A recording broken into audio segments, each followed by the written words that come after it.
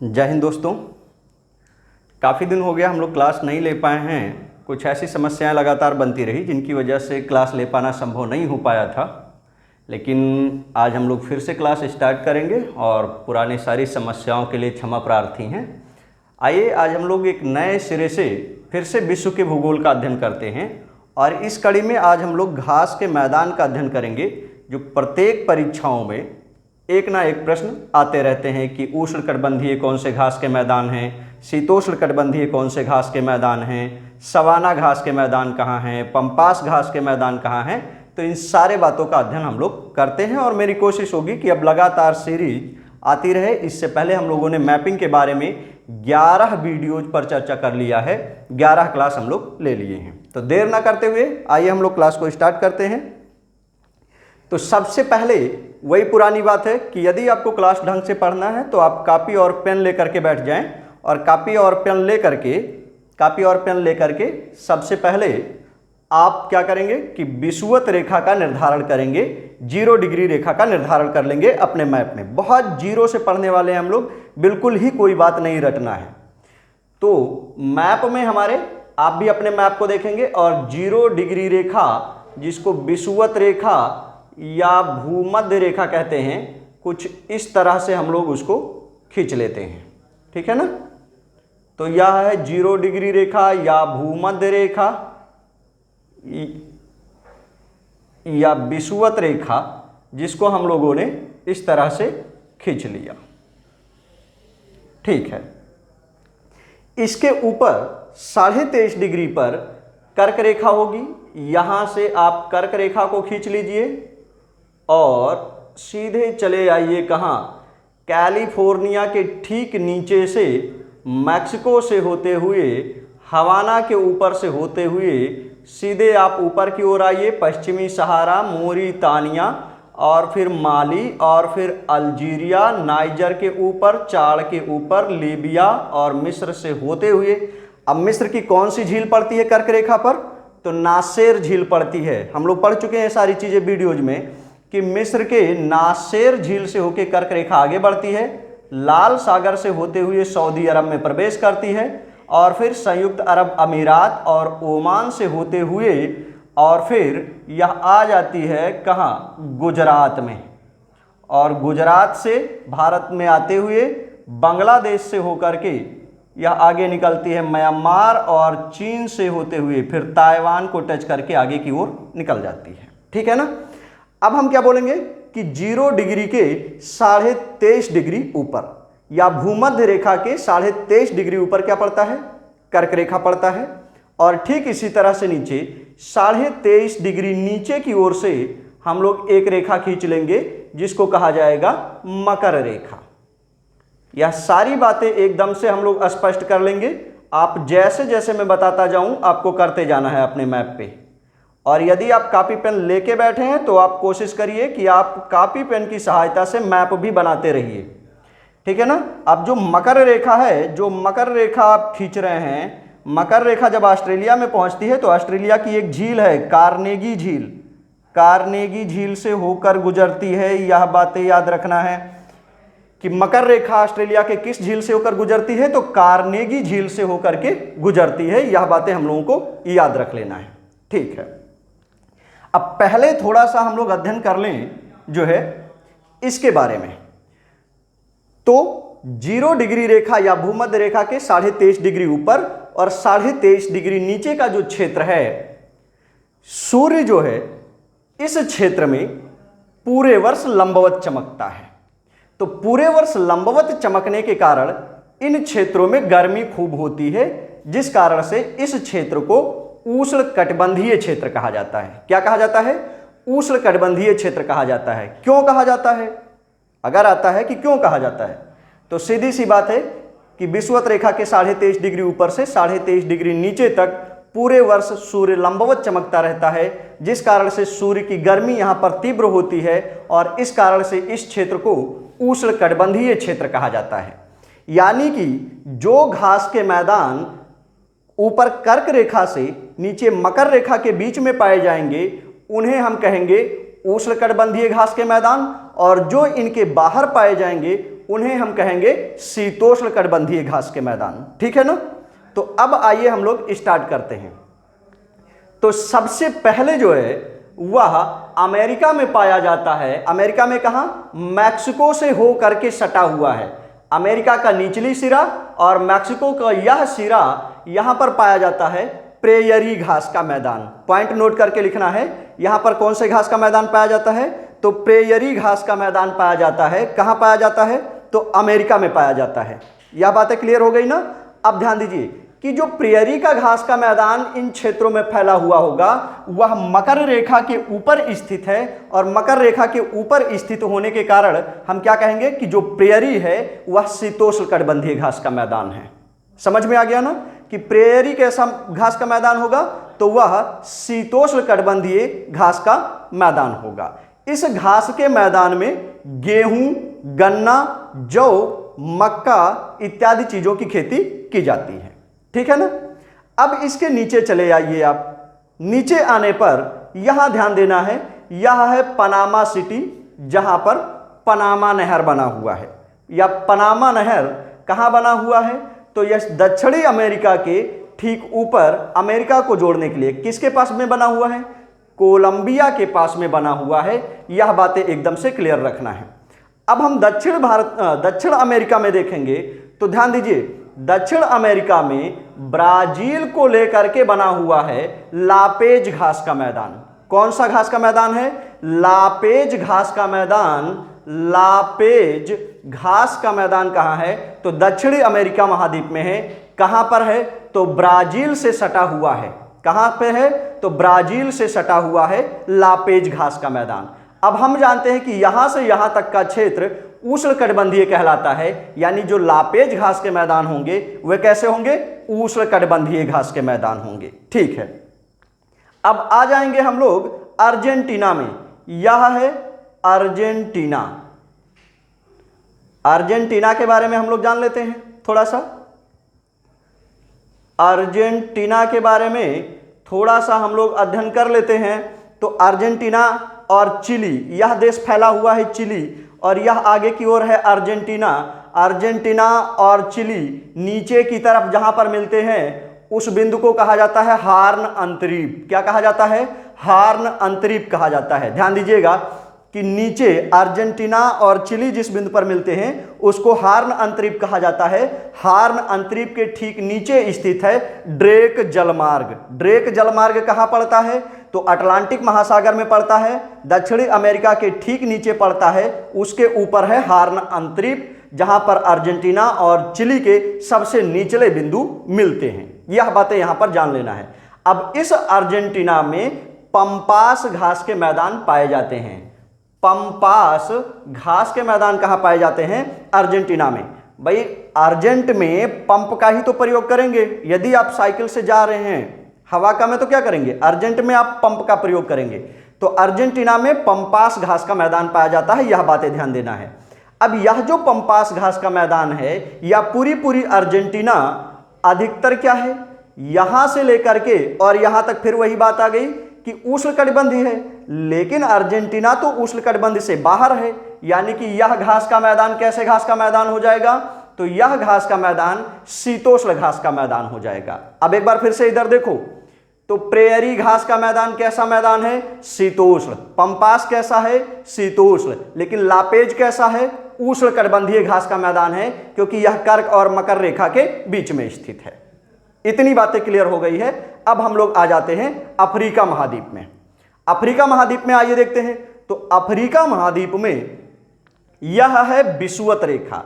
विषुवत रेखा के 10 डिग्री ऊपर, यानी यहां तक विषुवत रेखा के 10 डिग्री ऊपर और 10 डिग्री नीचे का जो क्षेत्र है वह बहुत गर्म है। कहां? दक्षिण अफ्रीका में। वैसे तो गर्म पूरा है, लेकिन 10 डिग्री ऊपर और 10 डिग्री नीचे का जो क्षेत्र है वह कुछ ज्यादा ही गर्म है। और यही कारण है कि अफ्रीका के 10 डिग्री ऊपर वाला जो क्षेत्र है यहां पर सवाना घास का मैदान पाया जाता है। कौन से घास का मैदान पाया जाता है? सवाना घास का मैदान पाया जाता है। और जो नीचे की ओर का क्षेत्र है, यह जो क्षेत्र है नीचे की ओर का क्षेत्र है, यहां पर बेल्ट घास का मैदान पाया जाता है। कौन से घास का मैदान पाया जाएगा? तो बेल्ट घास का मैदान पाया जाता है, और थोड़ा बहुत बेल्ट घास के मैदान यहां पर पाया जाता है दक्षिण अफ्रीका में। ठीक है ना, यह बातें समझ में आई?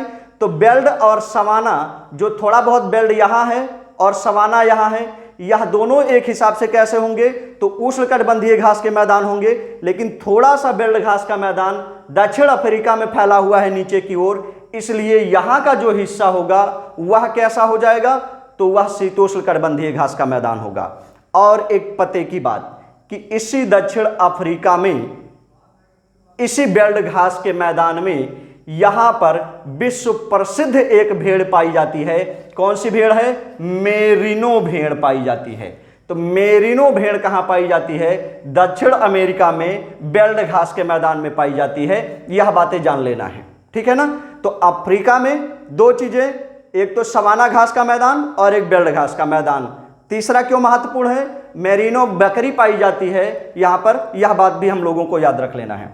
अब हम लोग ऊपर की ओर देखेंगे एशिया में। तो एशिया में मुख्य रूप से मध्य एशिया को ले लेना है, और उसके बाद यूक्रेन से सटे हुए रूस के हिस्से को ले लेना है। तो यूक्रेन से सटे हुए रूस के हिस्से में और मध्य एशिया में इसमें पाया जाता है स्टेपी घास का मैदान। कौन से घास का मैदान है?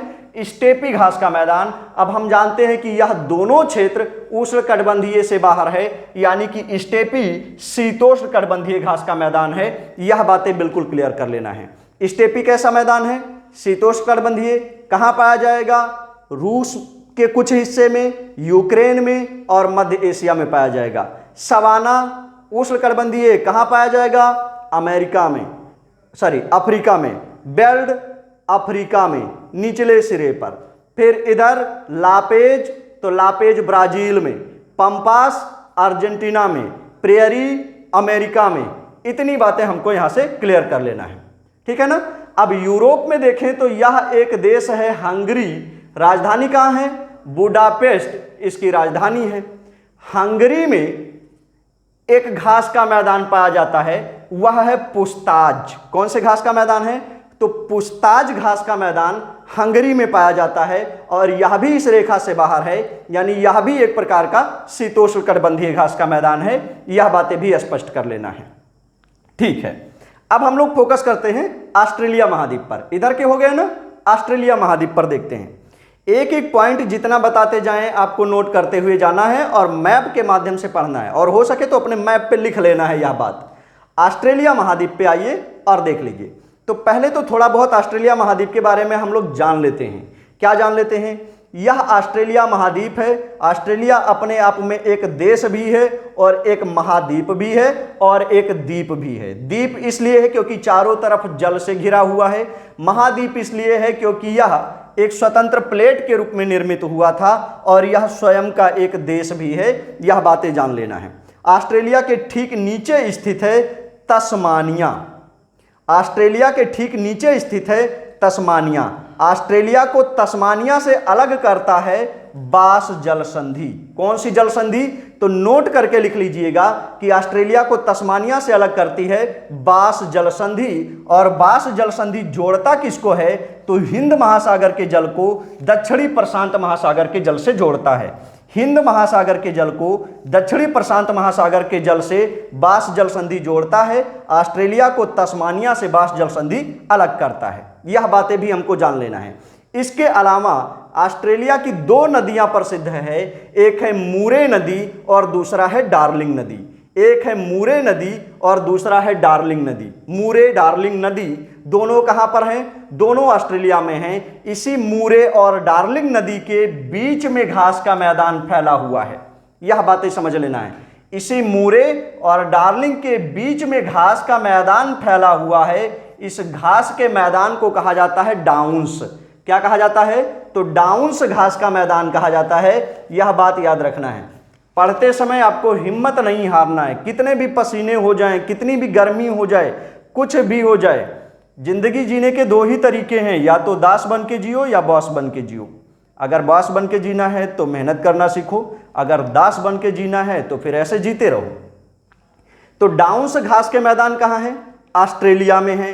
किन किन नदियों के बीच में है? तो मूरे और डार्लिंग नदियों के बीच में पाए जाते हैं। ठीक है ना। अब कैसा है, तो शीतोष्णकटिबंधीय घास का मैदान है और इस डाउन्स में भी मेरिनो बकरी पाई जाती है। यह बात फिर नोट कर लेना है कि मेरिनो बकरी कहां है, तो ऑस्ट्रेलिया में भी है, डाउन्स घास के मैदान में भी पाई जाती है।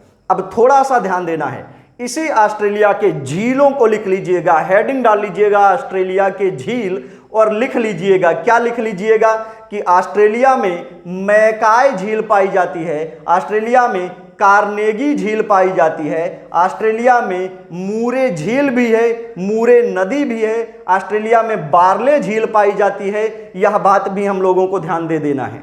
ठीक है ना।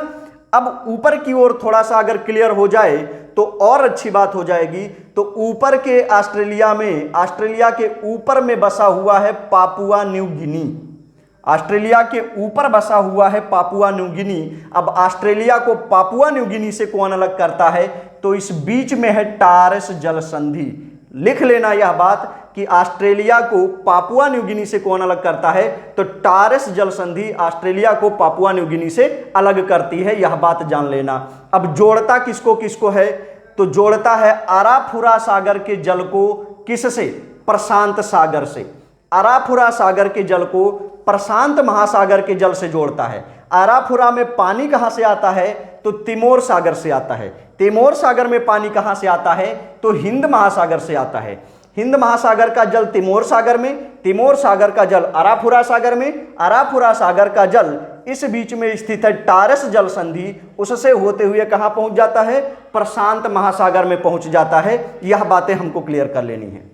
और इसी ऑस्ट्रेलिया के उत्तर पूर्वी हिस्से पर स्थित है ग्रेट बैरियर रीफ, जो बहुत पूछा जाता है, एग्जामिनर का फेवरेट पॉइंट है कि ग्रेट बैरियर रीफ कहाँ स्थित है, ऑस्ट्रेलिया में स्थित है। और ऑस्ट्रेलिया में कहाँ स्थित है, तो उत्तर पूर्वी दिशा में स्थित है, उत्तर पूर्वी ऑस्ट्रेलिया में स्थित है।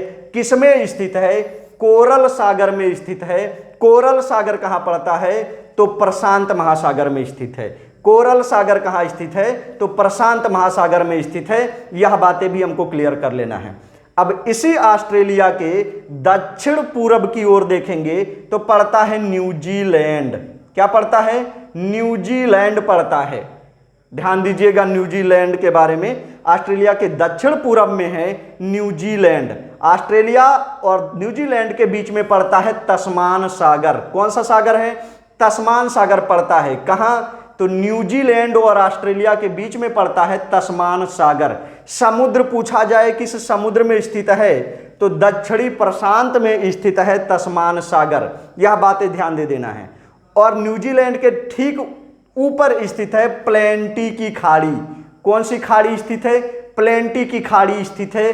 कहां स्थित है, तो न्यूजीलैंड में स्थित है प्लेंटी की खाड़ी। यह बात जान लेना है। अब न्यूजीलैंड में घास का मैदान पाया जाता है। कौन से घास का मैदान न्यूजीलैंड में है, तो कैंटाबरी घास का मैदान न्यूजीलैंड में है। कौन सा, कैंटाबरी घास का मैदान कहां पाया जाता है, तो न्यूजीलैंड में पाया जाता है। यह बातें हम लोगों को क्लियर कर लेना है। अब मोटे मोटे तौर पर एक बार फिर से देखते हैं रिवीजन मोड में। तो न्यूजीलैंड में कैंटाबरी घास का मैदान और प्लेंटी की खाड़ी, इसी के पास स्थित है तस्मान सागर। ऑस्ट्रेलिया की बात करें, डाउन्स घास का मैदान पाया जाता है, मेरिनो भेड़ पाई जाती है। ऑस्ट्रेलिया को तस्मानिया से बास जल संधि अलग करती है। पापुआ न्यू गिनी को ऑस्ट्रेलिया से टॉरस जल संधि अलग करती है। ठीक है ना। बास जल संधि हिंद महासागर के जल को प्रशांत महासागर से जोड़ता है।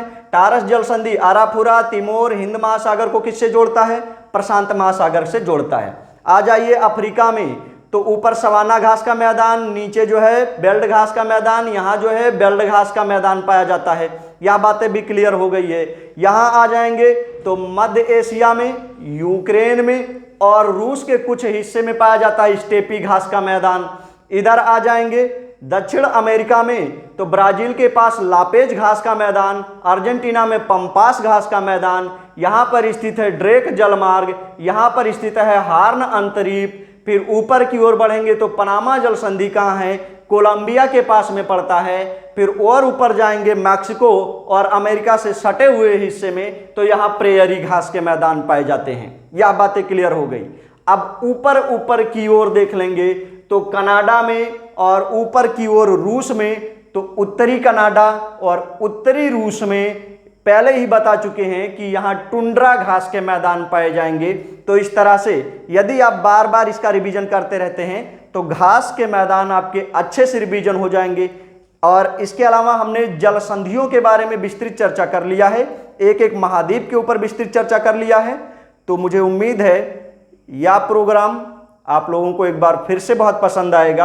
आप लोग इसे अपना प्यार देंगे, लाइक, शेयर और कमेंट करेंगे। अगले सेशन के लिए तैयार रहिएगा। तब तक के लिए जय हिंद।